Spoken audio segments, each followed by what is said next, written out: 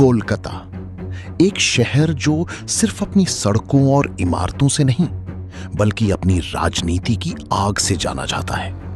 यहां हर मोड़ पर एक कहानी दबी है। कुछ कहानियां इतिहास बन गईं और कुछ कहानियां इतिहास बदल गईं। आज की कहानी एक ऐसी ही लड़की की है। एक लड़की जिसके पास ना पैसा था, ना पहुंच, ना कोई राजनीतिक विरासत, लेकिन उसके पास था एक जिद, एक आग और वो हिम्मत जो अक्सर इतिहास लिख देती है। कभी सड़कों पर लाठी खाई, कभी अपनों से ही लड़ाई लड़ी, कभी सत्ता के खिलाफ खड़ी हुई और एक दिन उसी सत्ता पर राज करने लगी। लेकिन ये सफर इतना आसान नहीं था। इसमें खून था, संघर्ष था, धोखा था और वो फैसले जिन्होंने पूरे राज्य की दिशा बदल दी। तो आखिर कौन है ये लड़की? कैसे उसने असंभव को संभव कर दिखाया? आइए शुरू करते हैं उस कहानी को जिसे सिर्फ सुना नहीं, महसूस किया जाता है। कोलकाता 1977। एक काफिला गुजर रहा था, जयप्रकाश नारायण का काफिला। वही जयप्रकाश नारायण जिन्हें इंदिरा गांधी की आपातकाल की जंजीरों से अभी अभी आजाद किया गया था। देश भर में उनकी रैलियों में लाखों लोग उमड़ रहे थे। सत्ता के खिलाफ गुस्सा था और जेपी उस गुस्से का चेहरा बन चुके थे। लेकिन उस दिन कोलकाता की उस सड़क पर काफिले के सामने एक लड़की अचानक लेट गई।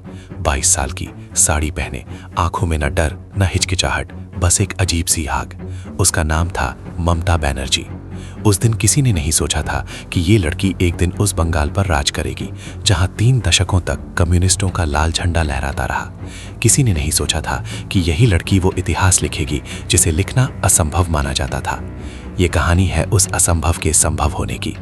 भवानीपुर, कोलकाता का एक मध्यवर्गीय मोहल्ला। ममता के पिता प्रमलेश्वर बनर्जी एक सरकारी ठेकेदार थे, कंस्ट्रक्शन का काम। घर में कांग्रेस की हवा थी। बंगाल की लोकल कांग्रेस अपनी बैठकों के लिए उनके दफ्तर का इस्तेमाल किया करती थी। लेकिन जब ममता महज किशोरी थी, उनके पिता चले गए। 42 साल की उम्र में गैस्ट्रिक अल्सर ने उन्हें छीन लिया। घर पर एक बीमार माँ, छोटे भाई बहन और एक लड़की जो अचानक उस घर की रीढ़ बन गई। सुबह 3:30 बजे उठना, खाना बनाना, भाई बहनों को तैयार करना और फिर भागकर भवानीपुर गर्ल्स हाई स्कूल पहुंचना, ये रोज की कहानी थी। कोई नाटकीयता नहीं, कोई शिकायत नहीं, बस एक जिद कि टूटना नहीं है। 1970, जोग माया देवी कॉलेज। ममता ने इतिहास में दाखिला लिया, लेकिन बंगाल का इतिहास तब खुद एक नया मोड़ ले रहा था। कॉलेज पर कम्युनिस्ट छात्र संगठनों का दबदबा था। लाल झंडे, नारे, दीवारों पर लिखे इश्तिहार, और इस माहौल में कांग्रेस की एक भी ब्रांच नहीं थी। ममता ने वहीं से शुरुआत की, अकेले, बिना किसी मदद के। उन्होंने उस कॉलेज में पहली बार कांग्रेस की ब्रांच खोली। ये कोई छोटी बात नहीं थी। ये उस इलाके में दुश्मन के किले के बीचों बीच झंडा गाड़ने जैसा था। और उनके भाषण, वो भाषण जो सुनने वाले भूल नहीं पाते थे। एक आवाज जिसमें न शब्दों की सफाई थी, न व्याकरण की कोमलता, लेकिन एक जलन थी जो सुनने वाले को भी छू जाती थी। धीरे धीरे दूसरे कॉलेज भी बुलावे भेजने लगे। इसी बीच ममता स्कूल में पढ़ाती थी, ट्यूशन लेती थी, एक मिल्क डिपो में काम करती थी। जो कमाती उससे घर चलाती, कॉलेज की फीस भरती और अपना छात्र संगठन चलाती। 3 काम एक साथ, बिना रुके।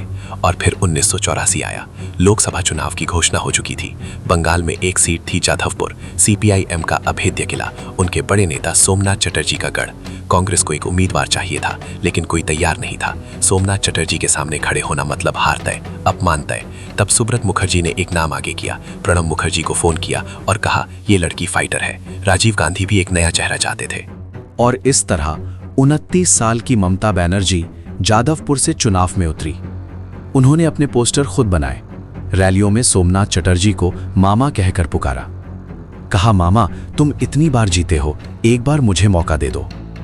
और जब भीड़ हंसती तो वो हंसी एक पूरी राजनीति को बयान करती थी। नामांकन की जांच के दिन ममता झुककर सोमनाथ चटर्जी के पैर छूने लगी। चटर्जी बेचैन हो गए, हाथ आगे बढ़ाया, रोक दिया। शायद उनकी नजर में ये शिष्टाचार था, लेकिन ममता ने उसे बना दिया एक मुद्दा। कहा, मेरा अपमान हुआ। जिसने ये देखा समझ गया।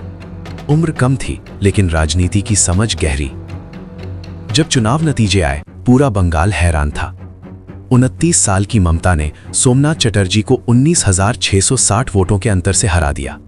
वो किला जो अजय माना जाता था, ढह गया था। लेकिन जीत के साथ एक विवाद भी आया। ममता ने दावा किया था कि उन्होंने अमेरिका की यूनिवर्सिटी ऑफ ईस्ट जॉर्जिया से पीएचडी की है। उन्हें 1982 में एक प्रोविजनल सर्टिफिकेट भी दिया गया था। $500 जमा करने पर असली डिग्री आने का वादा था। लेकिन जब जांच हुई तो पता चला अमेरिका में यूनिवर्सिटी ऑफ ईस्ट जॉर्जिया नाम की कोई यूनिवर्सिटी है ही नहीं। किसी ने ममता से धोखाधड़ी की थी, पीएचडी के नाम पर ठगा था। विरोधियों को एक हथियार मिल गया, लेकिन ममता ने इसका जवाब वहीं दिया जहां वो हमेशा देती थी, सड़क पर। 1989 लोकसभा चुनाव। इस बार ममता हारी। सीपीआईएम की मालिनी भट्टाचार्य ने उन्हें 30,900 वोटों से हराया। 1990 कोलकाता की सड़कों पर पुलिस की गोली से 3 लोग मारे गए। 16 अगस्त को बंद का ऐलान हुआ। साउथ कोलकाता के हाजरा चौक पर ममता उस मार्च की अगुवाई कर रही थीं और तभी लेफ्ट फ्रंट के कार्यकर्ता आए। लाठियां, लोहे की छड़ें, जंजीरें। वो मार पड़ी उस भीड़ पर और ममता के सिर पर भी। खून बहा, सारी लाल हो गई। उन्हें अस्पताल ले जाया गया। स्कैन में पता चला खोपड़ी में गंभीर फ्रैक्चर। साथियों को लगा शायद अब नहीं बचेंगी, लेकिन ममता बची। पूरे 1 महीने अस्पताल में रहीं और उस एम्बुलेंस की स्ट्रेचर पर लेटी ममता की तस्वीर बंगाल में कम्युनिस्ट सरकार की हिंसा का प्रतीक बन गई। घर घर पहचाने जाने का वो लम्हा था। राजीव गांधी ने उनके इलाज का पूरा खर्च उठाया और पार्टी के सीनियर नेताओं की मर्जी के खिलाफ जाकर ममता को पश्चिम बंगाल यूथ कांग्रेस का अध्यक्ष बना दिया। 1991 21 मई तमिलनाडु। राजीव गांधी की हत्या। चुनाव प्रचार के दौरान एक आत्मघाती विस्फोट। ममता का सबसे बड़ा समर्थन चला गया। लेकिन उसी चुनाव में साउथ कोलकाता सीट से ममता ने 93,663 वोटों से जीत दर्ज की। नरसिम्हा राव की सरकार में उन्हें कैबिनेट राज्य मंत्री का पद मिला। यूथ अफेयर्स, स्पोर्ट्स, महिला एवं बाल विकास। लेकिन अब एक नई लड़ाई शुरू हो रही थी और ये लड़ाई बाहर से नहीं, अंदर से थी। बंगाल कांग्रेस के भीतर ममता का कद बढ़ता जा रहा था और जो बढ़ता है उससे डर लगता है। 1992 के बंगाल कांग्रेस अध्यक्ष पद के चुनाव से पहले कोलकाता के हिंदुस्तान कॉपर गेस्ट हाउस में एक बैठक बुलाई गई। वहां ममता और प्रणब मुखर्जी के बीच झगड़ा हो गया। ममता ने खुद चुनाव में उतरने का फैसला किया। एक तरफ पूरी बंगाल कांग्रेस, दूसरी तरफ अकेली ममता। वो हारी, लेकिन बहुत कम अंतर से। और उस दिन से ममता और प्रणब मुखर्जी के बीच की खाई कभी नहीं भरी। जनवरी 1993 एक बहरी और गूंगी लड़की के साथ बलात्कार हुआ था। आरोपी था सीपीआईएम का एक कार्यकर्ता। ममता बंगाल के मुख्यमंत्री ज्योति बसु के दफ्तर के सामने धरने पर बैठ गई। पुलिस आई, मारपीट की, बालों से घसीटा, हिरासत में ले गए। आधी रात को छोड़ा। लेकिन इस घटना ने ममता के भीतर कुछ और गहरा कर दिया। उन्हें लगा खुद की पार्टी के लोग भी लेफ्ट से लड़ना नहीं चाहते। और जब कांग्रेस ने उन्हीं उम्मीदवारों को टिकट दिए जिनका ममता विरोध करती आ रही थी, ममता का गुस्सा सीमा पार कर गया। उन्होंने खुद को नुकसान पहुंचाने की धमकी तक डाल डाली। कुछ घंटे बाद एक नाम लिस्ट से हटा। राजनीति का गणित यही होता है। 1996 ममता घंटों जनार्दन द्विवेदी के घर के बाहर खड़ी रहीं। टिकटों का बंटवारा हो रहा था और उनके समर्थकों को जगह नहीं मिल रही थी। इसके बावजूद ममता साउथ कोलकाता से लड़ी और 1 लाख से ज्यादा वोटों से जीती। लेकिन अब तक वो एक फैसले तक पहुंच चुकी थी। तृणमूल मतलब जमीन से जुड़ा। 1997 23 मार्च शहीद दिवस, कोलकाता में एक रैली, 1 लाख से ज्यादा लोग। और ममता ने ऐलान किया 9 अगस्त को ब्रिगेड परेड ग्राउंड में एक और रैली होगी। वही ब्रिगेड परेड ग्राउंड जो लेफ्ट का गढ़ था।